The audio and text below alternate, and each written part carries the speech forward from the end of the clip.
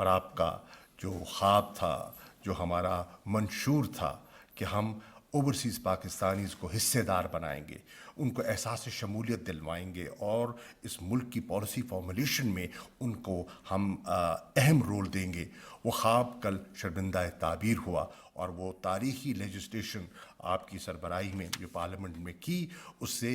Overseas Pakistanis میں خوشی کی ایک لہر ہے۔ یقیناً آج کا یہ جو اقدام ہے یہ بھی بہت ہی مفید ثابت ہوگا انشاءاللہ، جیسے کہ چیئرمین نازا فرما رہے تھے کہ اوسطاً 75,000 پاکستانی فیملیز ہیں جو ہر سال اس دقت سے گزرتی تھیں، آج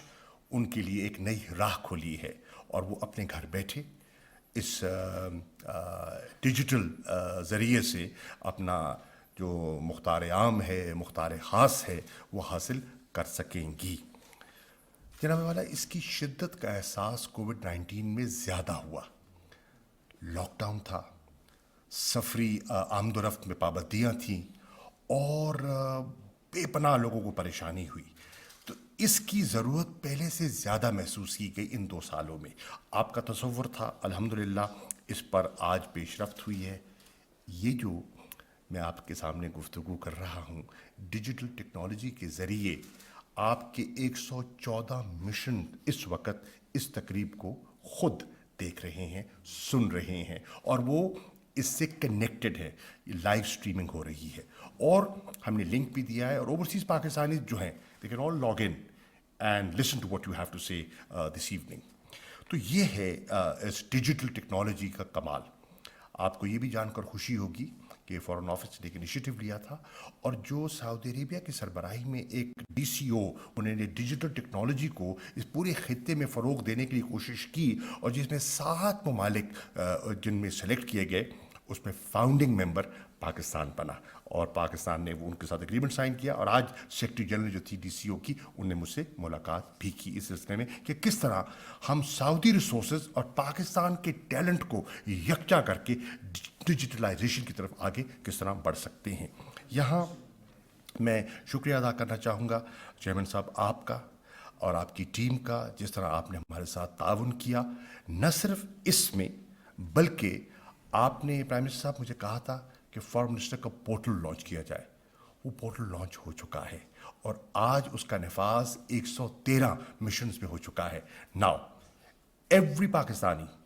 overseas is directly connected to the foreign office, ان کی تجویز ہے، ان کی شکایت ہے، ان کا مسئلہ ہے، وہ ہم تک پہنچتا ہے، اور ہم مختلف محکموں کو بھیجتے ہیں تاکہ ان کے لیے آسانیاں پیدا ہو جائیں، اور جو آپ کا تصور تھا کہ ہم اپنی کاؤنسلر سروسز کو تھرو ریفارمز اینڈ ٹیکنالوجی ہم انہیں لوگوں کو اپنی جو سروس ڈیلیوری ہے اس میں بہتری لائیں، الحمدللہ وہ اب پایا تکمیل کو پہنچ چکا ہے، اور آج اس کی طرف ایک دوسرا اہم قدم ہے۔ یہاں میں آپ کو عرض کرتا چلوں کہ ہمارے ہاں قانونی رکاوٹ تھی، قانون ہمارے آڑے آ رہا تھا، اور آن لائن اٹیسٹیشن ہمارے پاکستان کا قانون ہمیں اجازت دیتا نہیں تھا، چنانچہ اس قانون کو اس کی درستگی کی گئی، اس میں اصلاحات کی گئیں، اور یہ قانون ہے diplomatic and consular officers oaths and fees act 1948۔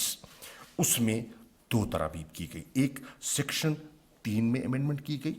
اور اس سے ہم نے یہ جو فزیکل کے ساتھ ورچوئل اور آن لائن جو ہے سہولت کی اجازت دی، اور دوسرا ہم نے ایک نیا قانون میں ایک سیکشن ایڈ کیا ہے کالڈ سیکشن 9۔ اس کے ذریعے پہلے یہ SOPs کے تحت سارا نظام چل رہا تھا، there were no rules attached to this۔ اب اس کو ریگولیٹ کیا گیا ہے، رولز فارمولیٹ کیے گئے ہیں، نہ فارمولیٹ کیے گئے ہیں بلکہ نوٹیفائی بھی ہو چکے ہیں، اور آج جب آپ اس کا انوگریشن کریں گے تو فی الفور یہ امریکہ کے جتنے مشنز ہیں اور برطانیہ میں جتنے مشنز ہیں وہ آج سے انشاءاللہ اس سہولت سے آراستہ ہو جائیں گے، اینڈ انشاءاللہ ان دا نیکسٹ فیو ویکس یہ پوری دنیا میں جتنے ہمارے مشنز ہیں 114 انشاءاللہ اس کا نفاذ اس پہ ہو جائے گا، اور اس سے آپ کو اندازہ ہو سکتا ہے کہ کتنے لوگوں کو آسانی پیدا ہوگی، کتنے لوگوں کی زندگیاں آسان ہوں گی، اور یہ ہمارا ریفارمز کا سلسلہ جاری ہے، اور انشاءاللہ اس پہ ہم آگے آپ کی رہنمائی میں بڑھتے چلے جائیں گے۔ آپ کی ہدایت پر میں نے نہ صرف انٹریکٹ کیا ہے ود آر ایمبیسڈرز ابراڈ، بلکہ ان کو ان رائٹنگ ہدایات بھی بھیجی ہیں کہ آپ کی جو سفارتی ذمہ داریاں وہ ہیں، 2 کا ہم اضافہ کر رہے ہیں، ہر ایک کا اضافہ اور ایک میں بہتری لانا چاہ رہے ہیں۔ بنیادی طور پر آپ سہولت کار ہیں اور آپ نمائندے ہیں پاکستان کے اپنے لوگوں کے لیے، اس ملک میں بھی اپنے لوگوں کے لیے، تو آپ کا اخلاق، آپ کا رویہ، آپ کا طور طریقہ بہت ہے۔ جو پاکستانی آئے کم از کم مطمئن جائے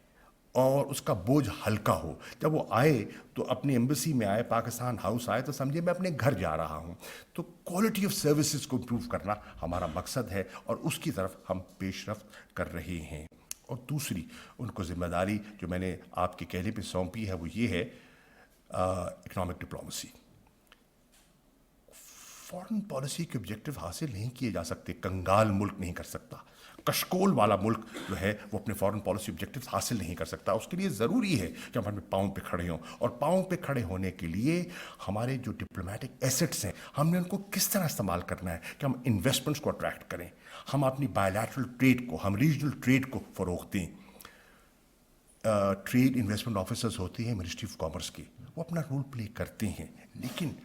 they do not represent the country. The face of the country is the ambassador. تو جب ایمبیسڈر انچارج ہوگا اور جب وہ ایز اے کیپٹن اس کو لیڈ کرے گا